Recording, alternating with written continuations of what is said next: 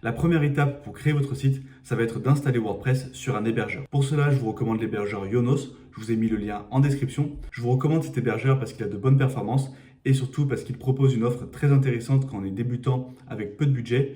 C'est une offre à 1,20 € par mois pendant un an. Donc pour seulement 1,20 €, vous allez avoir votre hébergement et votre nom de domaine. Donc si vous cliquez sur le lien en description, vous arriverez sur cette page. Ensuite, vous avez juste à cliquer sur WordPress, hébergement WordPress. Et ici, vous voyez qu'on a un hébergement optimisé pour WordPress à partir de 1 € hors taxe par mois. Si je fais voir les packs, on arrive sur les différentes offres. Et donc, je vous conseille de prendre celle-ci pour bénéficier de l'offre à 1,20 € par mois. Au bout d'un an, vous voyez que ça passe à 9,60 €. Donc là, ce que vous pouvez faire, c'est que vous pourrez faire un transfert de contrat et passer ensuite sur cette offre qui est à 4,80 € ou même changer d'hébergeur si vous le souhaitez. Donc ici, on clique sur choisir et là, on va devoir choisir notre nom de domaine, c'est-à-dire l'URL de notre site. Je vous conseille de faire quelque chose d'assez court, 1 ou 2 mots, et d'éviter les tirets pour éviter les erreurs de frappe lorsque quelqu'un tape l'URL de votre site. Donc là, moi, je vais prendre par exemple formation easywp.fr. Je fais rechercher. On voit que le domaine est disponible. Vous voyez que la première année, c'est gratuit et ensuite 10 € hors taxe par an. Je clique sur ajouter et ensuite je clique en bas à droite sur continuer. Là, je clique sur continuer. Ici, on arrive sur le récapitulatif. Hop, je clique encore une fois sur continuer. Et là, vous aurez juste à créer un compte Yonos, ensuite à valider la commande et on se retrouve juste après. Une fois que vous avez validé votre commande, normalement, vous vous retrouverez sur cette page. Si ce n'est pas le cas, il vous suffit de vous connecter à votre compte client, de cliquer sur menu, d'aller dans domaine. Vous verrez le nom de domaine que vous venez d'acheter et vous aurez un lien pour cliquer sur utiliser le domaine. Et ensuite, vous arriverez bien sur cette page. Ici, on va cliquer sur créer un site web, WordPress et plus. Ici, installation facile en un clic. Et là, si je descends un petit peu, on a WordPress et je peux cliquer sur installer. Vous, vu que vous aurez choisi l'hébergement WordPress optimisé, peut-être que par défaut, il va directement vous sélectionner WordPress et vous n'aurez pas à faire cette étape. Vous arriverez directement sur l'installation de WordPress, donc ça sera encore plus simple. Ici, on va pouvoir donner un titre à notre site. Donc ça, c'est un titre que vous allez voir de votre côté, mais qui n'est pas visible côté client. Donc ça n'a rien à voir avec l'URL de votre site. Ici, je vais marquer formation et créer un site web. Et là, il va falloir déterminer les identifiants de connexion. Donc là, mettez quelque chose de sécurisé avec des minuscules, des majuscules, des chiffres, des symboles. Une fois que c'est fait, vous cliquez sur j'ai lu et accepter les conditions d'utilisation, puis suivant. Là, vous pouvez choisir Manage WordPress si vous voulez que Yonos s'occupe un peu de la sécurité et de l'optimisation de votre site. Sinon, vous prenez la version classique. Moi, je vais prendre la version classique. Là, vous sélectionnez le domaine. Vous, normalement, vous n'en aurez qu'un. Et vous faites affecter un domaine. Voilà, WordPress est en cours d'installation. On a juste à patienter quelques minutes. Et pendant ce temps, je vous invite à télécharger gratuitement les 17 ressources WordPress indispensables. C'est le premier lien en description. Et vous retrouverez une liste de meilleurs thèmes, outils et plugins pour bien débuter sur WordPress. Voilà, l'installation est terminée. Maintenant, on a juste à descendre un petit peu et cliquer ici sur modifier le site web. Là, on a juste à entrer les identifiants qu'on a définis précédemment. Je coche cette case et on fait se connecter. Et on arrive maintenant sur le tableau de bord de WordPress. Donc, il y a différents onglets qu'on va découvrir au cours de la vidéo. Vous allez voir que c'est assez simple à comprendre. Et on va commencer tout de suite dans Apparence, Thème. Et on va installer un nouveau thème qui va gérer l'apparence globale de notre site. Puisque là, si je clique sur l'accueil et que je fais aller sur le site, vous voyez que par défaut, mon site ressemble à ça. Donc, il n'y a quasiment rien. Et c'est le thème par défaut sur WordPress qui a très peu d'options. Donc, ce qu'on va faire, c'est qu'on retourne ici sur le tableau de bord, dans Apparence, Thème, et je vais cliquer sur Ajouter. Ici, on arrive sur la bibliothèque de thèmes de WordPress. Il y en a plein qui sont gratuits, mais il ne faut pas se fier aux images qu'on voit ici, puisque l'apparence des pages en elle-même, le contenu, ça ne va pas être géré par le thème. Lui, ça va vraiment être l'apparence globale, donc l'entête et le pied de page principalement. Également la mise en forme de la section blog, ou si vous avez un site e-commerce, la mise en forme des pages produits, de la page panier, page validation de commande, enfin bref, des pages globales. Ça ne va pas gérer par exemple l'apparence de votre page d'accueil. Donc moi, ce que je vous conseille comme thème, c'est Océan WP. Il fait partie des thèmes les plus populaires sur WordPress. Il est gratuit et il a vraiment énormément d'options de personnalisation. Selon moi, c'est le meilleur thème gratuit sur WordPress, donc je vous conseille vraiment d'installer celui-ci. Vous cliquez sur Installer, puis Activer. Et si vous ne trouvez pas Océan WP directement ici, vous pouvez le taper dans la barre de recherche, vous tapez Océan WP et vous le trouverez ici. Donc une fois qu'il est activé, si je retourne sur mon site, on peut voir que l'apparence a légèrement changé. On verra un peu plus tard tous les réglages du thème pour pouvoir modifier l'apparence de notre site. Là, ce qu'on va faire dans un premier temps, c'est créer toutes les pages qui seront utiles pour notre site. Pour cela, je vais dans Tableau de bord, dans Page, Ajouter. Et ici, on va créer toutes les pages que vous aurez besoin. Par exemple, la page d'accueil. Pour l'instant, on va ajouter aucun contenu, on va juste créer les pages. Ici, je fais publier. Je vais ajouter une page nos services. Ensuite, une page à propos, par exemple. Une page blog qui va lister tous les articles de blog si vous voulez faire une section blog. Une page contact où on mettra un formulaire de contact. Et une page mention légale qui est obligatoire. Voilà. Donc là, si je vais dans toutes les pages, ici on retrouve les pages que j'ai créées et les pages par défaut qui étaient créées sur WordPress. On peut les supprimer. Donc on a la politique de confidentialité, on va l'enlever. Et simple page aussi. Maintenant, ce qu'on va faire, c'est qu'on va créer notre menu qui va apparaître dans l'entête afin qu'on puisse accéder aux différentes pages. Pour cela, je me rends dans Apparence, Menu. Ici, dans Nom du menu, on va marquer Menu principal. Et dans l'emplacement, on va cocher Principal. Ça correspond à l'emplacement de l'entête. Mais vous voyez qu'il y a différents emplacements. On a barre supérieure, ça correspond à un menu qui sera juste au-dessus de l'entête. Ensuite, un menu dans le pied de page. Et menu mobile, ça c'est si vous voulez faire un menu différent entre la version PC et la version mobile. Je fais créer le menu en bas à droite. Et là maintenant, je vais pouvoir ajouter les pages que je veux. Ici, vous avez vos pages. Donc faites attention, par défaut, on est sur les plus récentes. Ça ne va pas afficher toutes les pages. Si vous voulez tout voir, il faut bien cliquer ici. Et comme ça, vous aurez toutes vos pages qui s'affichent. Donc on va mettre à propos, blog, contact, nos services. On ne met pas la page d'accueil puisque c'est inutile. Les gens savent qu'en cliquant sur le logo du site, on revient à l'accueil. Donc je fais ajouter au menu et on va mettre nos services en premier.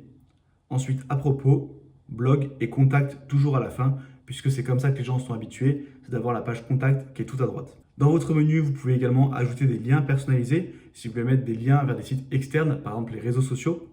Pour cela, vous avez juste à mettre l'URL, puis à donner un titre. Donc là, par exemple, si on met Facebook, ici, en texte, je mets Facebook, je peux ajouter mon lien. Et si vous mettez un lien vers un site externe, c'est bien important ici de dérouler l'option et de cocher l'option pour ouvrir dans un nouvel onglet. Là, vous voyez qu'elle n'apparaît pas. C'est parce qu'il faut remonter un petit peu, aller dans Options de l'écran. Et ici, cible du lien, on va le cocher. Et maintenant, si je descends, que je vais dans Facebook, on a bien l'option Ouvrir le lien dans un nouvel onglet. Et vous pouvez également créer des menus déroulants. Ça peut être utile, par exemple, si vous voulez créer une page spécifique pour chacun de vos services. Eh bien, on va créer une page globale Nos services. Et ensuite, un menu déroulant avec tous les services. Donc là, moi, je vais mettre un lien fictif. Pour cela, je mets juste un hashtag et je mets service 1 par exemple et ensuite service 2. Et donc là, je vais le prendre, je vais le glisser en dessous de nos services, sauf que je vais le décaler d'un cran. Et là, vous voyez que ça apparaît comme un sous-élément et donc ça sera un élément du menu déroulant nos services. Je vais faire pareil pour service 2. Hop, je décale d'un cran et je fais enregistrer le menu. Maintenant, si je vais sur mon site, j'ai bien mon menu qui apparaît ici. On pourra modifier son apparence juste après. Là, j'ai mon menu déroulant. Et si je clique par exemple sur la page à propos, on arrive bien sur la page à propos. Maintenant, ce qu'on va faire, c'est qu'on va créer notre page d'accueil. Là, le problème, c'est que par défaut, si je clique sur le logo, ça me ramène à une page d'accueil. Mais la page d'accueil, ce n'est pas la page que j'ai créée. C'est une page article récent qui affiche les derniers articles de blog. Ça, c'est parce que WordPress de base est fait pour créer des blogs. Et donc, par défaut, en page d'accueil, il affiche les articles récents. Nous, on va changer ça. On va afficher la page accueil qu'on a créée. Pour cela, je retourne sur mon tableau de bord. Je vais dans Réglages, Lecture. Et là, vous voyez qu'ici, on a l'option la page d'accueil affiche les derniers articles. Nous, on va prendre une page statique. Page d'accueil, on va sélectionner notre page qu'on a créée. Et page des articles, on va sélectionner la page blog qu'on a créée. Si vous ne voulez pas de section blog et donc vous n'avez pas de page blog, eh bien ici, vous ne laissez aucune page et ce n'est pas grave. Mais moi, j'ai ma page blog que j'ai créée. Je fais enregistrer les modifications. Et maintenant, si je vais sur mon site, par défaut, il affiche bien ma page accueil. Et pareil, si je clique sur le logo, on arrive bien sur la page accueil. Maintenant, on va pouvoir personnaliser son design. Ce que je vais faire déjà, c'est que je vais désactiver ce qu'on appelle la barre latérale. Vous voyez que c'est la barre qui apparaît juste ici, puisque sur une page d'accueil, ce n'est pas utile. Donc ce que je fais, c'est que je clique ici sur personnaliser et je vais arriver sur toutes les options de mon thème. Pour arriver à ce panneau de personnalisation, quand vous êtes dans le tableau de bord, vous pouvez également cliquer sur apparence, personnaliser et ça vous ramènera exactement au même endroit. Donc là, on a beaucoup d'options, on ne va pas toutes les voir dans cette vidéo. Si vous voulez connaître toutes les options du thème, je vous invite encore une fois à télécharger les 17 ressources WordPress indispensables en cliquant sur le premier lien en description. Et dans ce document, vous retrouverez une vidéo dans laquelle j'explique en détail toutes les options du thème OCR-WP. Dans cette vidéo, on va voir uniquement les options essentielles. Donc là, ce qu'on va faire pour retirer la barre latérale, c'est qu'on va aller dans Options générales réglages généraux. Et ici, vous voyez dans mise en page, au lieu d'une mise en page avec une colonne latérale, on va passer ici en pleine largeur. Et vous voyez que ma colonne latérale est supprimée et ça sera pareil sur mes autres pages. Je fais publier et là je clique sur la petite croix. Maintenant, on va ajouter du contenu à notre page. Pour cela, on va installer une extension qui s'appelle Elementor et qui permet de créer de beaux designs sans coder et très facilement. On va dans extension ajouter. Donc les extensions, si vous ne savez pas ce que c'est des sortes d'applications qu'on va ajouter sur WordPress et qui vont ajouter des fonctionnalités. Il y en existe plein qui sont gratuites et qui ajoutent différentes fonctionnalités. Donc vous pouvez aller dans extension ajouter, dans populaire et voir celles qui sont le plus installées. À chaque fois, vous avez une petite description pour comprendre la fonctionnalité qui va être ajoutée. Donc là, je vous laisserai explorer et installer les extensions dont vous avez besoin. Nous, c'est Elementor. Vous voyez d'ailleurs qu'elle est ici parmi les extensions les plus populaires. Et si vous ne la trouvez pas, vous pouvez taper le nom juste ici dans la barre de recherche. Quand vous installez une extension, faites attention à ce qu'elle soit bien notée, qu'il y ait beaucoup d'installations actives et qu'il y ait eu une mise à jour récente. Ça va éviter les risques de bugs. Et de manière générale, essayez de limiter le nombre d'extensions que vous allez ajouter, puisque plus vous ajoutez d'extensions, plus ça va ajouter du code à votre site et donc ça va ralentir un peu la vitesse de chargement. Et surtout, ça peut créer des conflits entre les différentes extensions et parfois vous pouvez avoir quelques petits bugs. Donc essayez de rester minimaliste. Nous, on va installer donc Elementor. Et une fois que c'est installé, il faut bien cliquer sur Activer. On arrive sur l'assistant de configuration Elementor. Ce n'est pas forcément très utile. Donc ce qu'on va faire, c'est qu'on va cliquer ici sur la petite croix en haut à droite. Et on arrive sur l'administration de WordPress. Je retourne dans mes pages. Sur la page Accueil, je vais cliquer sur Modifier. Et par défaut, pour créer des pages, on utilisait l'éditeur de blocs Gutenberg. Donc c'est ce qu'on voit juste ici. Vous voyez que je peux taper du texte directement. Je peux également cliquer sur le petit plus et ajouter différents widgets. Donc par exemple, un titre, une liste à puces. On peut ajouter également des images, des boutons. Mais ce constructeur de page n'est pas très populaire. Il s'améliore d'année en année, mais je trouve qu'il n'est pas encore très intuitif et il a encore beaucoup de marge avant de rattraper la simplicité et toutes les options d'Elementor.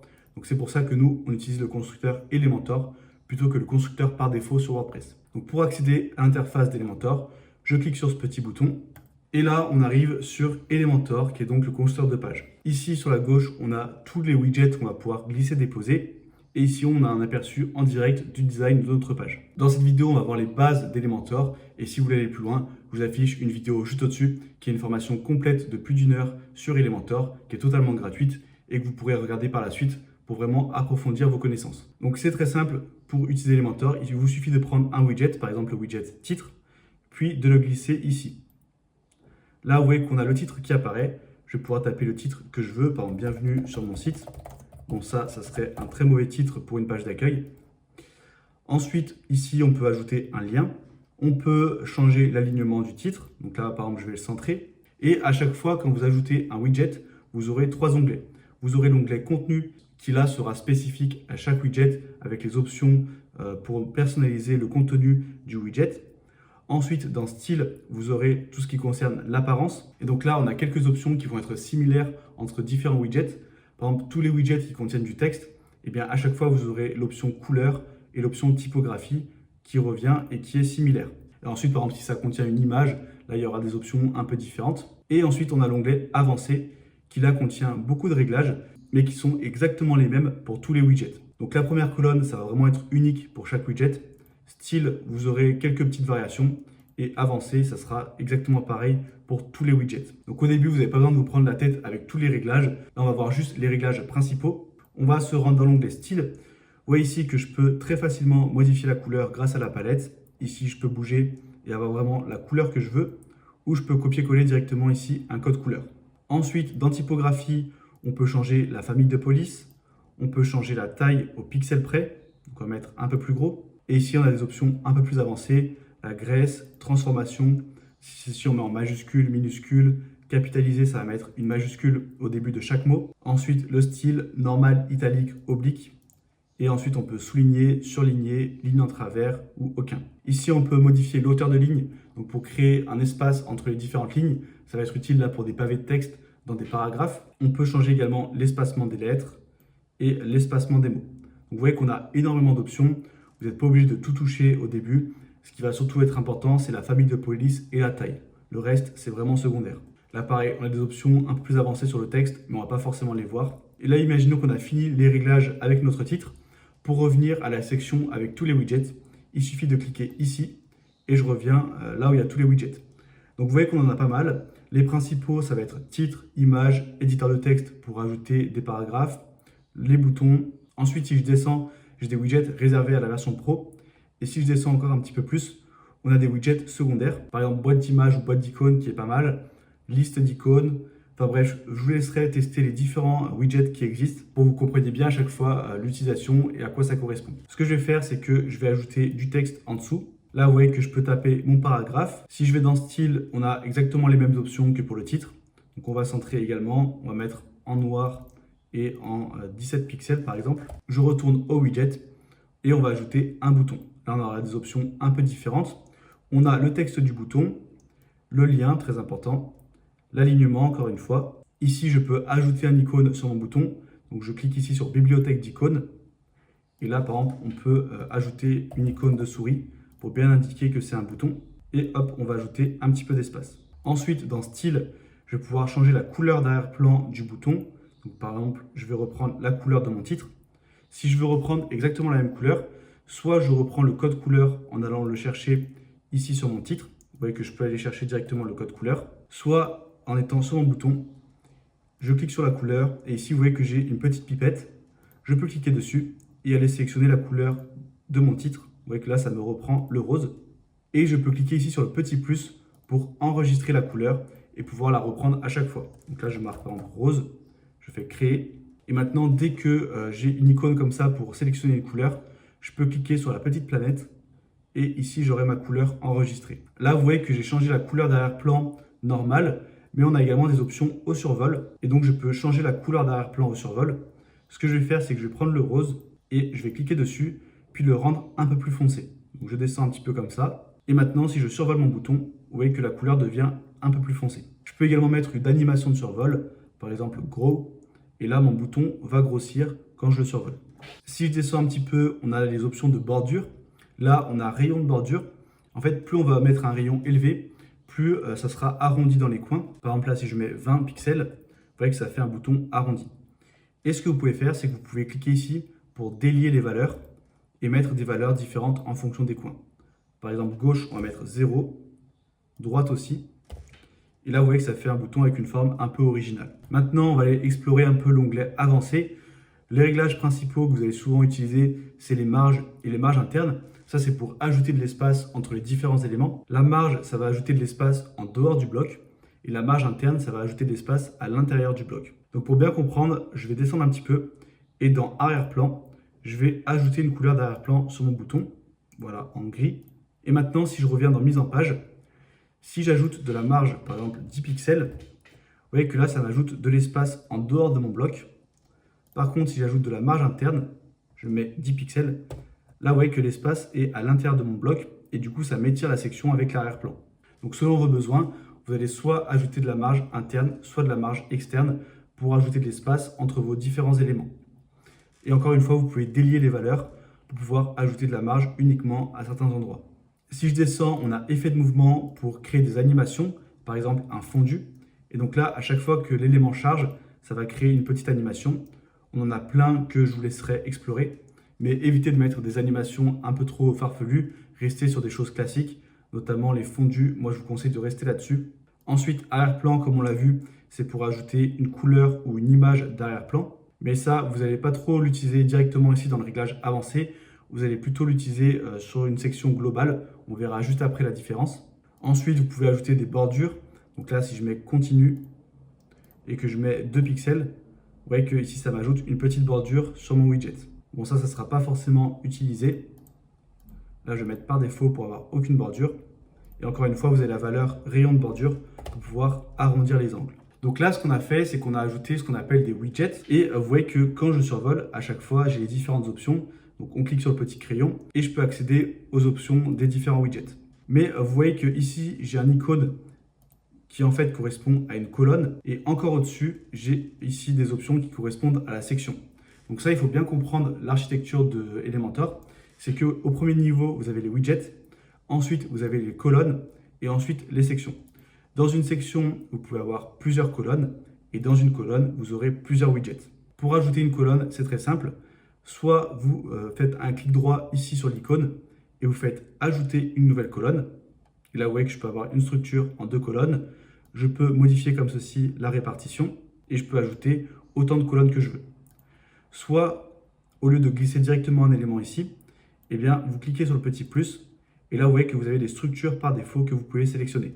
Là, je vais supprimer la colonne et en fait, ce que vous allez faire pour limiter le code qui est généré, c'est qu'à chaque fois, vous allez glisser des widgets dans la même section. Vous n'allez pas le glisser à chaque fois ici, puisque si vous glissez dans les pointillés à chaque fois, vous voyez que ici j'ai une section, ensuite une section ici et une section ici. Donc ça crée du code à chaque fois. Ce qu'il faut faire, c'est prendre le widget et le glisser à l'intérieur de la même section. Comme ça limite le code qui est généré. Et vous allez créer une nouvelle section uniquement lorsque vous voulez changer la structure. Donc uniquement lorsque vous voulez d'un coup passer en 2 colonnes, ou bien si vous voulez changer la couleur d'arrière-plan d'une section en particulier. Donc là, imaginons que j'ai ma première section qui ressemble à ça, et en dessous, je vais ajouter 2 images côte à côte. Et bien là, je peux ajouter une nouvelle structure en 2 colonnes, et hop, glisser une image à gauche et une image à droite. Et comme ça, vous allez pouvoir construire votre site en mettant à chaque fois des structures différentes, soit en une seule colonne, soit en plusieurs colonnes. Ce que vous pouvez faire aussi dans les réglages de la section, donc on clique ici sur les pointillés, on accède à quelques réglages de mise en page. On a d'abord la largeur du contenu. Donc par défaut, c'est encadré, mais vous pouvez passer en pleine largeur. Et donc là, si je coche étirer la section, vous voyez que là, cette fois, on a la section qui prend toute la largeur du contenu. Et donc ça va être utile si vous mettez une couleur ou une image en arrière-plan, puisque si vous restez sur une section qui est encadrée, la couleur va s'arrêter ici. Et ensuite, vous aurez une bande blanche, donc ça ne sera pas terrible. Il vaut mieux étirer la section et comme ça, vous aurez bien la couleur sur toute la bande. Par contre, vous voyez que quand je mets en pleine largeur ici, et bien du coup, tout mon texte qui est aligné à gauche, il va vraiment de tout à gauche à tout à droite. Et donc ça, pour la lisibilité, c'est pas terrible. C'est pour ça que si vous voulez mettre une couleur d'arrière-plan, cochez étirer la section. Mais je vous conseille de toujours rester en largeur encadrée pour avoir un contenu qui est un peu resserré et améliorer la lisibilité. Ensuite, je vais aller dans Style. Et donc là, je vais pouvoir donc ajouter une couleur d'arrière-plan. Et vous voyez, cette fois, la couleur s'applique à toute la section et c'est bien étiré toute la largeur de mon site. Et au lieu d'ajouter une couleur, je peux ajouter directement une image en cliquant ici. Je fais sélectionner des fichiers et là, je peux sélectionner directement une image et la sélectionner. Bon, là, vous voyez que c'est pas terrible, mais ça me la met en arrière-plan. Donc voilà pour ce qui est des réglages de base avec Elementor. Maintenant, je vais créer un design de page d'accueil en direct. Comme ça, vous allez pouvoir avoir des options un peu plus avancées et voir comment construire directement une page avec Elementor. Donc je vais enlever le contenu que j'ai déjà créé. Je vais créer une nouvelle section en 2 colonnes. À gauche, par exemple, on pourrait mettre une image. À droite, un titre, où là on explique quelles sont nos prestations. Imaginons que c'est un salon de massage. On va changer la couleur. On va passer sur du noir. Ensuite, on va mettre le texte. Hop, je vais changer la couleur aussi. Et je vais ajouter 2-3 lignes. Voilà, comme ceci. On va passer la typographie en 17 pixels. Là, pareil, dans le titre, je vais augmenter. Voilà. Et on va ajouter un bouton. Par exemple, découvrir nos formules. Et là, il faudrait mettre un lien vers la page Nos services. On va changer la couleur du bouton. Ce que je vais faire, c'est que dans les réglages de la section, ici, je vais cliquer sur étirer la section. Et dans style, je vais mettre une couleur d'arrière-plan. On va reprendre le rose qu'on avait pris tout à l'heure. Dans avancer, je vais ajouter de la marge négative pour faire remonter la section et pouvoir la faire passer par-dessus le titre accueil qui n'est pas terrible. On va directement coller à l'entête. Voilà. Et ce que je vais faire, c'est que dans mise en page, je vais augmenter la hauteur, mettre une hauteur minimum et hop, on va augmenter un petit peu comme ceci. Ensuite, le texte, là, je vais le mettre en blanc pour que ça ressorte un peu mieux. Et pareil pour la couleur du bouton, on va mettre la couleur d'arrière-plan en blanc et le texte en rose. La typographie, on va mettre 17 pixels, même 18 pixels pour que ça soit bien visible. Ce que je pourrais faire dans les réglages de ma section, c'est aller dans Style, puis ici dans Forme de séparation, en bas, ajouter une forme de séparation, par exemple pinceau de vague, ou alors juste vague, comme ceci. Et là, vous voyez que ça m'ajoute une forme un peu plus originale. Je peux modifier un petit peu l'apparence, et là, on aurait une forme de séparation un peu plus originale. Donc ça, c'était juste pour vous montrer l'option. Moi, je vais rester sur aucun. Et ce que je vais faire, c'est que je vais ajouter une section en dessous, que je vais encore une fois étirer. Là, je vais reprendre le rose en arrière-plan. sauf que je vais le rendre un peu plus transparent. Donc je clique dessus et là vous voyez que je peux diminuer l'opacité. Voilà, comme ceci. Et là je vais ajouter une section où on va mettre plusieurs colonnes.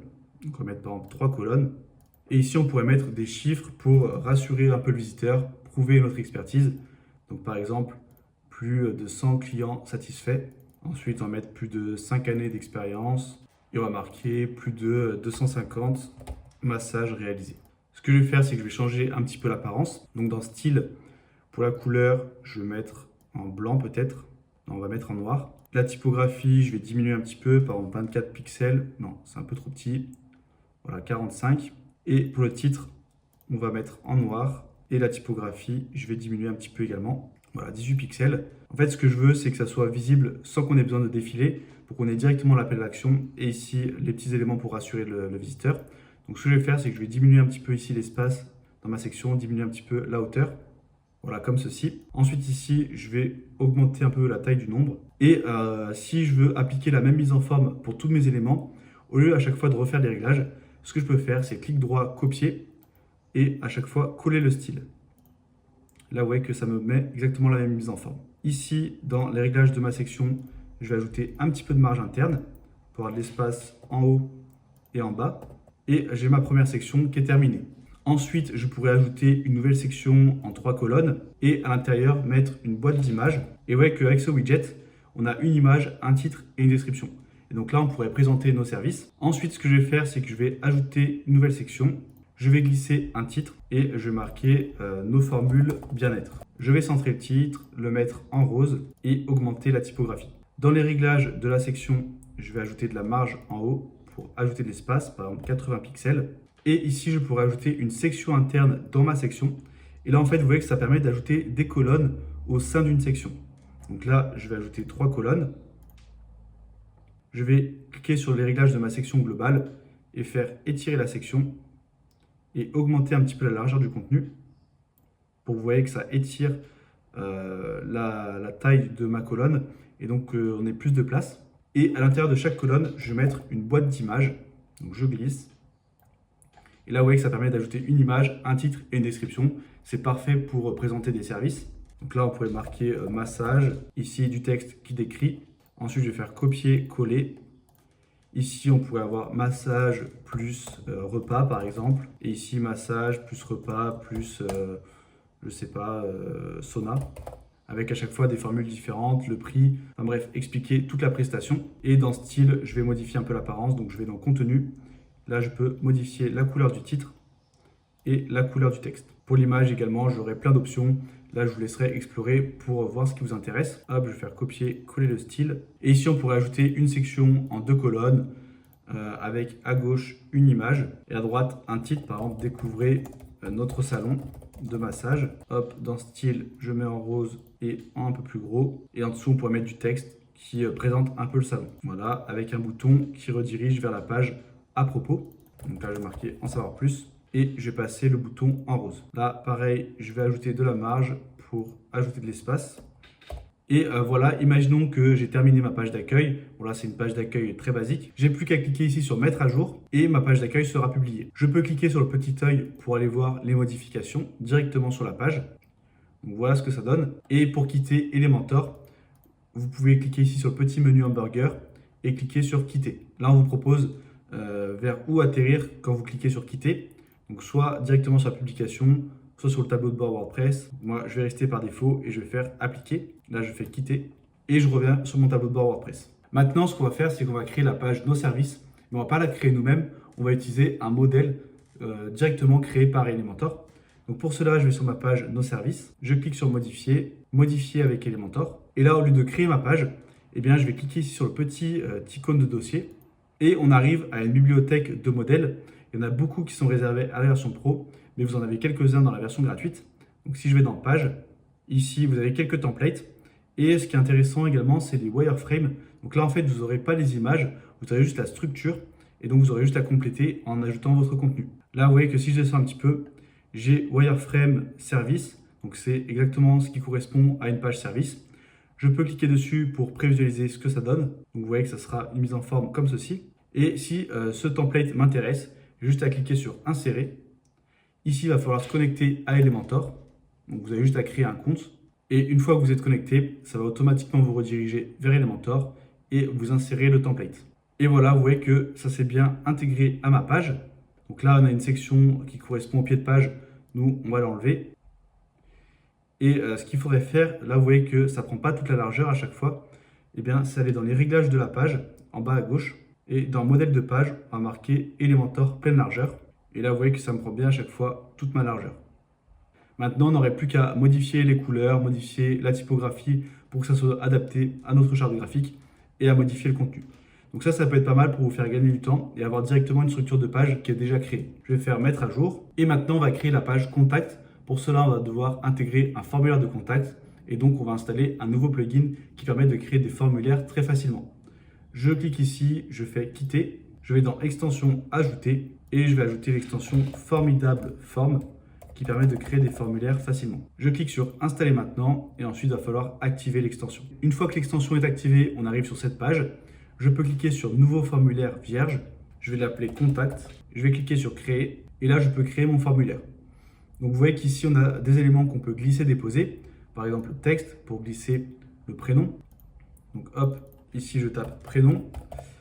Vous pouvez cocher si c'est une case qui est obligatoire ou pas, enfin un champ obligatoire ou pas. Et dans avancer, vous pouvez mettre une valeur par défaut, un texte de remplissage, donc là c'est du texte qui va s'afficher à l'intérieur du champ, une description pour mettre du texte en dessous.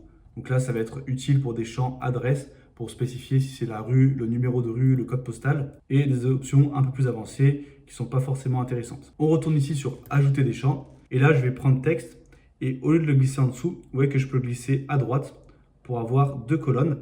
Hop, des fois, ça bug un petit peu. Voilà. Et ici, je vais marquer nom, et pareil, je vais mettre en requis. En dessous, on va mettre l'email, ensuite l'objet. Bon, ça, c'est pas obligatoire. Et on va mettre ensuite un paragraphe pour avoir le message. Donc là, c'est un formulaire très basique. Vous pouvez ajouter par exemple une liste déroulante si vous voulez que la personne sélectionne le service concerné, par exemple, même un numéro de téléphone. Enfin bref, vous avez différentes options. Nous, on va rester sur un formulaire basique et je clique ici sur mise à jour. Ensuite, dans réglages, dans actions et notifications, dans confirmation, vous allez pouvoir soit afficher un message, soit mettre une URL de redirection, soit sélectionner directement une page de redirection qui est sur votre site. Là, vous pouvez modifier le texte et mettre par exemple votre message a bien été envoyé, nous vous apporterons une réponse d'ici 48 heures par exemple, ou bien rediriger vers une page de confirmation où vous remerciez la personne pour son message et vous expliquez que vous allez bientôt y répondre. Ensuite, dans envoyer l'email, là, c'est où va être envoyée la notification comme quoi un formulaire a été envoyé. Donc par défaut, c'est l'adresse admin, mais vous pouvez mettre plusieurs adresses séparées par une virgule. Et là, je vous conseille de laisser le message par défaut qui affiche tous les champs du formulaire avec le contenu à l'intérieur. Ensuite, dans bouton, vous pouvez modifier le texte du bouton. Et une fois que vous avez fait les différents réglages, cliquez bien sur mise à jour. Maintenant que c'est fait, on va voir comment intégrer notre formulaire sur la page contact. Je clique sur la petite croix en haut à droite. Je vais dans page, toutes les pages. Et ici, je vais cliquer sur la page contact sur modifier. Je fais modifier avec Elementor. Là, je vais créer une section en 2 colonnes. À gauche, vous pourriez mettre des boîtes d'icônes avec vos informations de contact. Donc, par exemple, le numéro de téléphone. On va enlever le texte. Ici, dans icône, on va mettre phone. Et vous pouvez changer la disposition pour en mettre à gauche ou comme ceci. Moi, je vais laisser la disposition par défaut. Et dans style, je vais mettre en rose. Voilà.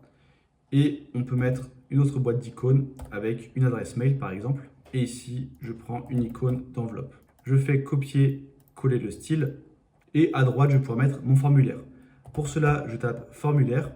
Et ici, vous voyez que j'ai le widget formidable qui s'est ajouté.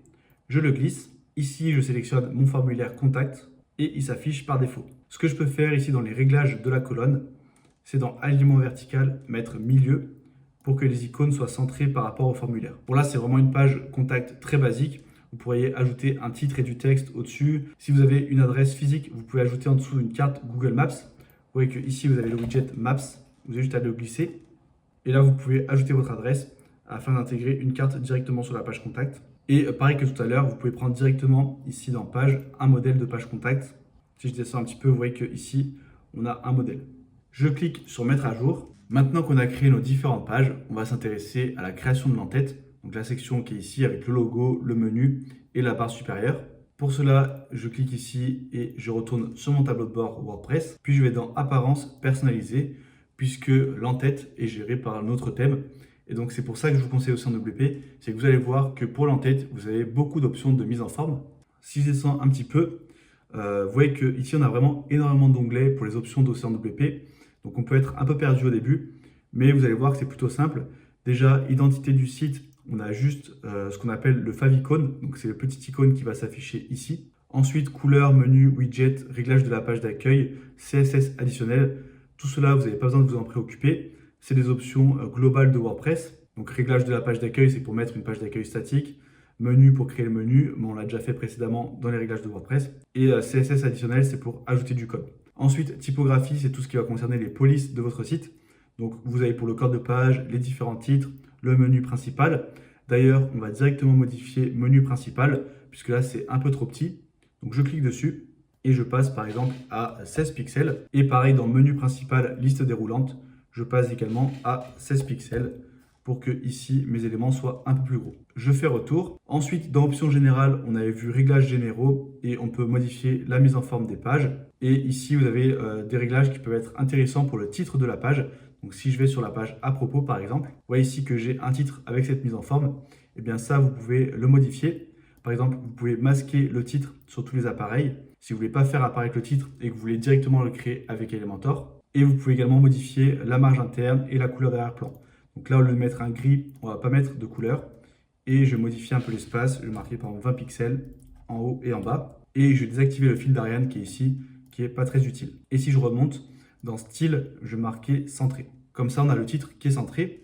Et donc, si je vais sur la page contact, c'est quand même un peu plus propre qu'avant, où on avait une bande grise et un titre ici, et ici un fil d'Ariane. Là, c'est un peu plus minimaliste. L'idéal, ça reste de le désactiver et à chaque fois de bien penser par contre à recréer un titre avec Elementor pour avoir vraiment la mise en forme qu'on veut. Je fais retour et ici, c'est des réglages secondaires. Ensuite, on a tous les réglages qui concernent le blog et là, on a les réglages qui vont nous intéresser. C'est des réglages d'entête et de barre supérieure.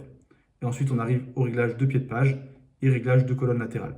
Donc, vous voyez que si on dégrossit, c'est regroupé par section. Donc, c'est assez facile de s'y retrouver. Je vais retourner sur la page d'accueil et ici, je vais cliquer sur en-tête. Dans Général, on va pouvoir modifier le style d'en-tête. Par défaut, c'est minimal, mais vous voyez qu'on a plein de styles différents. Par exemple, menu supérieur. Et là, vous voyez qu'on a le logo ici, le menu au-dessus et ici la barre supérieure. Donc, ça change un petit peu. Moi, je vais rester sur minimal. Vous pouvez modifier la couleur d'arrière-plan et la couleur de bordure inférieure. Donc, c'est une petite bordure là qu'on ne voit pas parce que nous, on a recouvert le titre. Mais par défaut, on a une petite bordure comme ici. Donc, vous pouvez modifier la couleur. Vous pouvez ajouter de l'espace dans l'entête. Et contenu après l'entête, ce sera du texte. Donc là, si je tape du texte, vous voyez que ça l'ajoute ici. Donc, ce n'est pas forcément utile. Là, ce qui va être intéressant, c'est surtout le style pour pouvoir modifier l'apparence de votre en-tête. Moi, ce que je vais faire, c'est que dans la couleur d'arrière-plan, je vais reprendre le rose et je vais décocher la bordure d'inférieur d'en-tête pour pas avoir de séparation comme ceci. Ensuite, si je fais retour, on va aller dans logo et là, je vais pouvoir importer mon logo. Ici, vous avez juste à sélectionner votre logo et à l'importer. Donc, moi, j'ai pas de logo pour ce site vu que c'est un site de test, mais je vous laisserai importer votre logo et ensuite, vous aurez des options pour modifier sa taille. Dans menu, ici, on va pouvoir modifier l'apparence du menu. Par exemple, on va le centrer et on va modifier la couleur. On va mettre en blanc pour que ça ressorte bien. Pareil, au survol, on va mettre en blanc. Et là, vous voyez que quand je centre, on a l'icône de recherche qui apparaît en dessous. Il y a un petit bug d'affichage. Donc, ce que je vais faire, c'est que je vais descendre un petit peu et je vais désactiver mon icône de recherche puisque dans tous les cas, moi, j'en ai pas besoin. J'ai très peu de pages. Donc, quand vous avez peu de pages, désactivez l'icône de recherche qui n'est pas très utile. Et si je fais retour, ensuite, on a menu social. Donc là, c'est pour ajouter des icônes de réseaux sociaux. Si je coche la case et que là, je mets un lien, par exemple, vers Facebook, on a un petit bug d'affichage. Mais ici, ça va m'afficher un icône de Facebook. Donc pour le voir, je peux cliquer sur publier, puis aller directement sur mon site. Ça arrive de temps en temps. Des fois, vous allez cocher une option et il y aura un bug d'affichage. Donc ce qu'il faut faire à chaque fois, c'est cliquer sur publier et aller voir directement côté live. Et là, vous voyez que j'ai l'icône qui est en gris, donc on ne le voit pas très bien. Je vais le mettre en blanc pour que ça ressorte mieux. Hop, je fais publier, j'actualise. Et là, vous voyez que j'ai mon icône vers Facebook. Moi, je vais le désactiver. Dans la plupart des cas, c'est pas très pertinent d'avoir les icônes de réseaux sociaux directement dans l'entête. Bon, là, vous voyez que maintenant que j'ai désactivé, il me l'affiche. On a encore un petit bug du coup. Et ici, on a le menu mobile. Donc, on va pouvoir modifier l'apparence sur mobile. Je clique dessus. Et pour voir ce que ça donne sur téléphone, je clique en bas à droite sur l'icône de smartphone. Là, vous voyez que ça me passe en affichage mobile. On peut voir que j'ai un petit problème d'affichage ici sur mon contenu. On ira voir directement dans Elementor d'où vient le problème. Après, on ira travailler toute la partie responsive, c'est-à-dire l'affichage sur smartphone avec Elementor, et je vous montrerai les différentes options qui existent. Mais là, pour votre thème, ce qui va être intéressant, c'est de pouvoir modifier l'apparence sur mobile de l'entête. Et donc, le principal réglage à modifier, en fait, c'est la position des éléments. Je vous conseille de mettre le lien à gauche, c'est-à-dire le menu à gauche, puisque c'est comme ça que les gens sont habitués, c'est d'avoir le menu à chaque fois à gauche. Et vous pouvez décocher la case afficher le texte du menu, c'est pas utile. Quand on a un menu hamburger comme ça, on sait que ça affiche le menu. Et vous voyez que là aussi, je peux modifier le style du menu mobile. Par défaut, c'est un menu déroulant, mais je peux passer par exemple en plein écran. Et là, ça va m'afficher un menu en plein écran comme ceci. Bon, là, il y a un petit bug d'affichage quand je clique. Et pareil, si je descends, on va pouvoir modifier le menu de recherche sur mobile, puisque là, c'est pas utile dans mon cas. Je me remets en mode ordinateur. Et vous voyez ici qu'on a une barre supérieure, une bande blanche. En fait, les réglages, ça gère ici dans barre supérieure. Dans Général, vous allez pouvoir choisir de l'activer ou la désactiver, ou de l'afficher seulement sur certains appareils. Ici, dans Style, soit vous mettez le contenu à gauche et réseaux sociaux à droite. Donc là, comme pour l'entête, on va pouvoir afficher un menu avec des icônes de réseaux sociaux, mais ici, cette fois. Donc à gauche, vous aurez du texte et là, les icônes. Soit vous inversez avec icône à gauche et texte à droite, soit vous centrez. Moi, je vais centrer et je vais désactiver les icônes de réseaux sociaux. Donc je fais retour. Dans réseaux sociaux, ici, je le désactive. Et là, dans contenu, vous pouvez mettre du texte, des informations importantes. Par exemple, des informations de contact, les horaires d'ouverture. Et si vous n'avez rien à afficher, vous pouvez tout simplement aller dans Général et désactiver la barre supérieure. Je clique sur Publier et voilà pour ce qui est de l'entête. Maintenant, on va s'intéresser au pied de page, donc la section qui se trouve tout en bas. Par défaut, dans les réglages de WordPress, on n'a pas beaucoup d'options. Donc ce qu'on va faire, c'est qu'on va installer un plugin qui permet de créer le pied de page directement avec Elementor. Et juste avant, je vais aller dans bas du pied de page et je vais désactiver cette section qui ne sert à rien. Donc je décoche activer le bas du pied de page et je fais publier. Je retourne sur le tableau de bord, je vais dans extension ajouter et ici je tape Elementor Header. Et c'est cette extension qu'on va installer, Elementor Header and Footer Builder. Je clique sur installer maintenant, puis activer. Une fois que c'est fait, si je vais dans apparence, j'ai une nouvelle option, Elementor Header and Footer Builder. Je clique dessus. Là, je vais cliquer sur Ajouter nouveau. Ici, je vais cliquer sur Passer. Je vais donner le titre Pied de page, par exemple. Et là, dans Sélectionner une option, je vais prendre Pied de page. Vous voyez que vous pouvez également créer un en-tête, une section avant le pied de page. Donc, en gros, vous allez créer votre pied de page avec WordPress et vous allez juste inclure une section qui s'affiche juste avant sur toutes les pages. Mais nous, on va directement créer notre pied de page. Afficher sur, on prend tout le site et je fais Publier. Et maintenant, je peux cliquer sur Modifier avec Elementor. Et donc là, je suis totalement libre dans la création de mon pied de page. Je vais faire un pied de page en 3 colonnes. Dans Style, je vais mettre un arrière-plan noir pour que ça ressorte bien. Et ensuite, on pourrait mettre une colonne, par exemple, Contact, que je vais centrer et je vais mettre en blanc. Et ici, je vais mettre une liste d'icônes où là, on pourrait mettre numéro de téléphone, email, adresse, en bref, toutes les informations de contact essentielles. À chaque fois ici, vous pouvez modifier le texte, modifier l'icône. Par exemple, prendre un icône de téléphone. Donc, je vous laisserai mettre vos informations. Et dans Style, on va modifier les couleurs. On va passer également en blanc. Et je vais augmenter un petit peu la taille de police. Par exemple, 16 pixels. Pareil pour l'icône, je vais passer à 16 pixels. Et dans Liste, je vais passer sur Centrer. Ensuite, je vais copier mon titre et le coller. Et là, on pourrait marquer par exemple nous suivre et mettre des icônes de réseaux sociaux. Donc hop, ici, j'ai les icônes. Là, à chaque fois, vous pouvez ajouter le lien vers votre page. Vous pouvez cliquer sur le logo et mettre par exemple Instagram à la place de Facebook. Donc, je vous laisserai mettre vos liens. Et dans Style, on va mettre personnalisé comme couleur. Couleur principale, je vais mettre en blanc. Non, justement, couleur principale, je vais mettre transparent. Et couleur secondaire, on laisse en blanc. On peut augmenter un petit peu la taille. Et voilà, on a nos icônes. Et ensuite, on pourrait mettre un troisième titre où là, on va marquer information par exemple. Et ici, on mettrait des liens indispensables. Par exemple, les mentions légales, politique de confidentialité. Et au-dessus, on pourrait ajouter la page contact ou une page FAQ par exemple. Et à chaque fois, si vous voulez ajouter un lien comme ça dans du texte, vous sélectionnez votre texte, vous cliquez sur ce petit logo et là, vous ajoutez votre lien. Et si c'est un lien vers une page de votre site, vous n'avez pas besoin de marquer votre nom de domaine. Vous pouvez directement marquer slash, puis l'URL de la page. Par exemple, pour une FAQ, si c'est slash FAQ, eh bien, vous pouvez mettre juste ça. Pareil pour mention légale. mention légale et politique de confidentialité. Lorsque vous mettez un lien, si vous allez dans style et que vous changez la couleur, ça ne sera pas pris en compte. Par contre, vous pouvez changer la taille de police. Donc là, on va passer sur 17 pixels. On va centrer.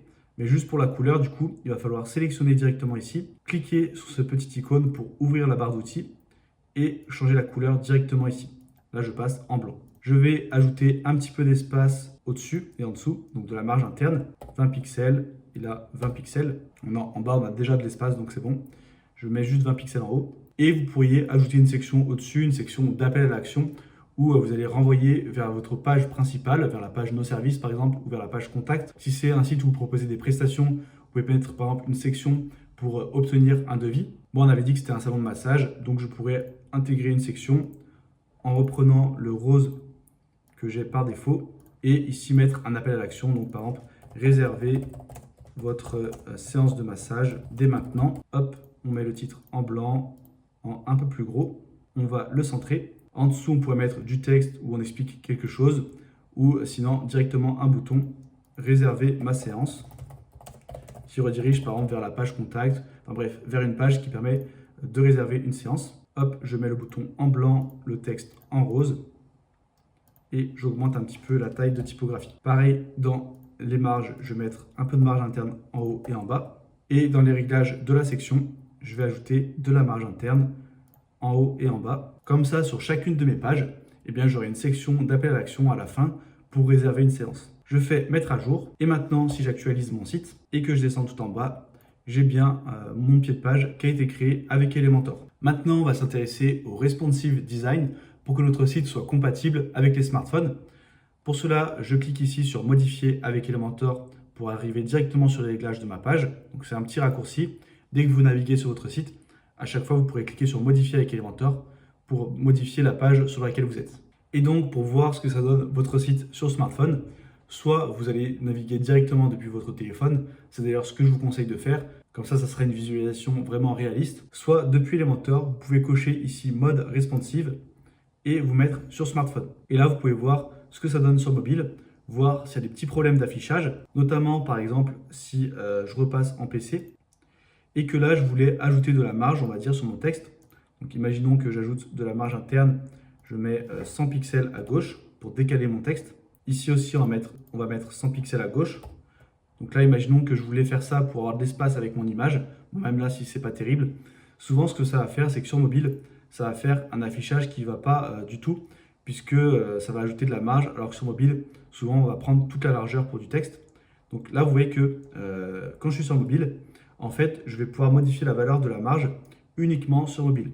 À chaque fois que j'ai ce petit icône, ça veut dire que le réglage que je modifie s'applique uniquement sur smartphone. Donc là, si je passe à 0 et ici aussi je passe à 0, et bien si je reviens sur PC, j'ai toujours ma marge qui est active, mais si je suis sur mobile, j'ai plus de marge. Et donc ça, vous avez énormément de réglages sur Elementor où vous allez voir ce petit icône de mobile quand vous êtes en mode responsive. Pareil, si je vais dans style typographie, vous voyez que je peux modifier la taille uniquement sur mobile. Donc là, ça va surtout être utile pour les tailles de police et les marges, pour que là, par exemple, nos formules bien-être, ça tienne en une ligne sur mobile. Eh bien, je pourrais modifier un petit peu la taille, voilà, comme ceci. Et sur PC, ça n'a pas bougé. Ensuite, la deuxième option qui est intéressante en responsive, c'est de pouvoir masquer certains éléments uniquement selon le type d'appareil. Par exemple, là, si je descends un petit peu, imaginons que cette image, je ne veux pas l'afficher sur mobile. Eh bien, je clique sur le petit crayon, je vais dans les réglages avancés, responsive. Là, vous voyez que je peux masquer selon l'appareil. Donc là, je masque sur mobile, par exemple. Et donc, ça me met un petit liseré pour me dire que c'est masqué sur mobile, alors que sur ordinateur, ça apparaît correctement. Et donc ça, vous pouvez le faire pour n'importe quel widget, mais vous pouvez le faire directement pour une colonne complète ou même pour une section complète. Parfois, ça peut être utile. Vous allez créer une section avec une certaine structure qui va uniquement s'afficher sur ordinateur. Et en dessous, vous allez créer une autre section avec une structure un peu différente qui va s'afficher uniquement sur mobile. Moi, je vais l'activer de partout, cette image. Et la dernière option responsive qui est intéressante, c'est quand vous avez une section avec plusieurs colonnes. Vous voyez que sur PC, du coup, ça s'affiche à gauche et ensuite à droite. Et sur mobile, ça va s'afficher l'un en dessous de l'autre. Eh bien, vous pouvez inverser l'ordre des colonnes. Si vous voulez que l'image s'affiche en dessous au lieu de au-dessus, eh bien, vous allez dans les réglages de section, dans Avancer, Responsive, Et là, vous faites inverser les colonnes sur mobile et vous voyez que l'image passe en dessous. Donc ça, pareil, ça peut être utile dans certains cas. Et si vous voulez faire 2 colonnes côte à côte sur mobile, c'est possible. Donc par exemple, on va prendre ces colonnes comme exemple. Imaginons qu'on veut afficher côte à côte. Je vais dans les réglages de colonnes. Et là, dans largeur de colonne, vous voyez qu'on a l'icône de mobile. Donc ça change uniquement sur smartphone. Je mets 50% et ici 50%. Et j'aurai mes 2 colonnes côte à côte. Donc ça, sur mobile, souvent, on va éviter de le faire, à part si c'est 2 images. Mais s'il y a du texte, par exemple, évitez de faire 2 colonnes parce que ça ne sera pas très lisible. Et ne faites jamais 3 colonnes, par exemple, puisque sur smartphone, ça sera vraiment illisible. Moi, je vais repasser en une seule colonne. Et donc, faites bien attention que vos pages et que votre site, de manière générale, soient responsives. Prenez votre smartphone, faites un tour sur chaque page et voyez s'il y a des problèmes d'affichage ou pas. Maintenant qu'on a créé l'aspect global de notre site, on va voir quelques optimisations à mettre en place grâce à des extensions. Donc, je retourne sur le tableau de bord WordPress. La première chose qu'on va faire, c'est qu'on va installer un plugin qui permet d'optimiser le référencement de notre site, c'est-à-dire d'apparaître dans les résultats de recherche de Google. Ce plugin, c'est Yoast SEO. Donc, je vais dans Extension, Ajouter, et je tape ici Yoast SEO. Je vais cliquer sur Installer maintenant. Et là, les différents plugins que je vais vous présenter, je vais passer très rapidement dessus. Mais encore une fois, si vous voulez plus de détails, je vous invite à télécharger les 17 ressources WordPress indispensables avec le premier lien en description. Et à chaque fois, ces différents plugins, eh bien, vous trouverez des vidéos détaillées dans lesquelles je vous les présente plus en profondeur. Et il y a également d'autres outils que je ne présente pas dans cette vidéo par manque de temps, que vous retrouverez dans les 17 ressources WordPress indispensables. Je clique sur Activer. Ici, je vais cliquer en bas à droite sur Passer. Et ce qui va être le plus intéressant avec Yoast SEO, la fonctionnalité principale, c'est quand vous êtes sur une page, par exemple la page d'accueil, je vais cliquer sur Modifier. Vous voyez qu'ici, on a des nouvelles options et on va pouvoir ajouter un titre SEO et une métadescription. En fait, ça, c'est le titre et la description qui vont apparaître dans les résultats de recherche de Google et c'est indispensable de mettre quelque chose à chaque fois, de remplir bien le titre et la métadescription. L'idéal, c'est d'avoir un mot-clé cible, un mot-clé sur lequel vous voulez être référencé. Par exemple, moi, ça serait salon de massage. Et ici, donc, je vais inclure le mot-clé que je cible dans le titre. Découvrez notre salon de massage. Et on pourrait mettre autre chose pour inciter au clic. Par exemple, premier massage offert. Là, vous voyez que j'ai la barre qui me dit si c'est un peu trop long ou pas. Là, je pense que sur bureau, ça sera un peu trop long et que Google va tronquer un peu le message. Mais bon, dans l'idéal, il faudrait avoir notre mot-clé et un message qui incite à cliquer. Et pareil dans la métadescription, donc cliquez ici pour découvrir notre salon de massage et obtenir votre premier massage offert. Et là, vous voyez que c'est trop court, donc il faudrait que j'ajoute un peu d'informations. Ça, faites-le bien pour toutes vos pages en ayant à chaque fois une requête cible. Pareil pour vos articles de blog. Et ce qui est intéressant quand vous allez rédiger un article de blog qui vise une certaine requête pour le référencement, c'est que vous allez pouvoir aller dans Analyse SEO. Et ici, vous aurez plein d'indications pour savoir si votre contenu est optimisé pour le référencement. Donc là, on ne va pas voir en détail dans cette vidéo. Je vous laisserai explorer par vous-même. Et moi, je vais cliquer sur Mettre à jour. Puis, on va passer au deuxième plugin qui est un plugin de cache. En fait, ça va permettre d'enregistrer le code dans le navigateur du visiteur et de diminuer la taille du code pour accélérer la vitesse de chargement de votre site. Donc, hop, je tape WP Fastest Cache. Je vais l'installer puis l'activer. Et maintenant, j'ai un réglage ici qui apparaît WP Fastest Cache. Je clique dessus. Là, je vais activer le système de cache. Préchargement, on va le cocher pour tous les éléments. Ensuite, on va cocher nouvelle publication, mise à jour publication. Et ensuite, tous les minifier le CSS, combiner le CSS, le JavaScript, gzip et cache navigateur. Tout ça, ça permet de diminuer la taille du code et d'accélérer le temps de chargement. Je fais enregistrer. Et quand vous avez un plugin de cache qui est installé, dès que vous rencontrez un problème sur votre site, le premier réflexe à avoir, c'est d'aller ici et de cliquer sur nettoyer tout le cache. En fait, ça va rafraîchir le code qui est mis en mémoire dans le navigateur. Et parfois, s'il y a un bug, eh bien, ça vient tout simplement du code qui n'a pas été actualisé. Et donc, rien qu'en faisant ça, ça va résoudre une grande partie des problèmes que vous pouvez rencontrer quand vous créez un site avec WordPress. Donc ça, gardez-le bien en mémoire, cette petite astuce. Et maintenant, on va mettre en place une sauvegarde automatique. Ça, c'est indispensable. Comme ça, si un jour vous rencontrez un énorme problème sur votre site, vous aurez une sauvegarde, vous pourrez la restaurer et ça va vous éviter de perdre tout votre travail. Donc, on va dans l'extension Ajouter. Ici, je tape Updraft Plus et c'est ce plugin qu'on va installer, Updraft Plus WordPress Backup Plugin. Je clique sur Installer puis Activer et directement, quand on l'active, on a une petite pop-up pour configurer le plugin. Là, je vais fermer l'assistant. Avec ce plugin, vous pouvez créer une sauvegarde manuelle qui sera ensuite ici. Mais le plus intéressant, ça va être de créer une sauvegarde automatique. Donc pour cela, on va dans Réglages. Et ici, vous voyez qu'on a planifié les sauvegardes de fichiers et bases de données. Donc WordPress fonctionne avec des fichiers qui sont présents directement dans le corps de WordPress. Mais il fonctionne également avec une base de données qui va contenir toutes les données de votre site. Donc les deux sont indispensables pour restaurer une sauvegarde. Et donc les deux, on va les sauvegarder automatiquement. Pour cela, ici, vous allez pouvoir définir une fréquence. Là, ça va dépendre à la fréquence à laquelle vous actualisez le contenu sur votre site et à laquelle vous apportez des modifications. Si votre site vitrine est terminé et que vous ne touchez plus à rien, eh bien ça ne sert à rien de sauvegarder toutes les 2 heures puisqu'il n'y aura aucune modification qui sera effectuée et donc aucun bug qui risque de survenir. Donc si vous avez fini votre site, vous pouvez faire une sauvegarde par semaine, ça suffit largement. Après, si c'est un site où vous ajoutez régulièrement des articles de blog, vous continuez à mettre à jour le contenu, à installer des plugins, eh bien vous pouvez faire par exemple une sauvegarde quotidienne. Donc là, on va mettre daily et pareil ici. Et ici, ça va être le nombre de sauvegardes que vous souhaitez conserver. Donc là, on aurait 2 jours, 3 jours, 4 jours, 5 jours. Donc voilà, on va conserver par exemple les 5 derniers jours. Et ce qui est indispensable, c'est de mettre une sauvegarde distance. Comme ça, même si votre site WordPress n'est plus accessible, vous aurez la sauvegarde qui sera sauvegardée par exemple sur Google Drive. Donc vous sélectionnez un espace de stockage distant. Moi, je vous recommande Google Drive, c'est le plus simple. Vous descendez un peu plus bas et vous faites enregistrer les modifications. Une fois que vous avez enregistré, là, vous allez avoir une pop-up pour vous connecter à votre compte Google. Et comme ça, la sauvegarde automatique sera envoyée sur le compte que vous avez associé. Donc, je vous laisserai faire ça, c'est très important. Et ensuite, vous retrouverez ici vos sauvegardes. Si vous avez un problème, vous aurez un bouton pour restaurer la sauvegarde directement. Et si un jour vous avez un problème, que vous n'avez même plus l'administration de WordPress qui est accessible, eh bien, vous pouvez réinitialiser l'installation depuis votre hébergeur. Ensuite, vous aurez un site donc qui est vierge, où il n'y a rien dessus. Vous aurez juste à installer l'extension Updraft Plus, à aller ici dans téléverser des fichiers de sauvegarde. Vous irez récupérer la sauvegarde distante, par exemple sur Google Drive. Vous la téléversez ici et ensuite vous pourrez restaurer directement. Je vous affiche une formation complète et gratuite sur Elementor. Dans cette vidéo, on a vu juste les bases. Je vous conseille de la regarder pour vraiment être à l'aise avec ce constructeur de page et créer les designs que vous voulez. Et encore une fois, vous pouvez télécharger les 17 ressources WordPress indispensables en cliquant sur le bouton juste en dessous. Et je vous dis à très bientôt pour une nouvelle vidéo.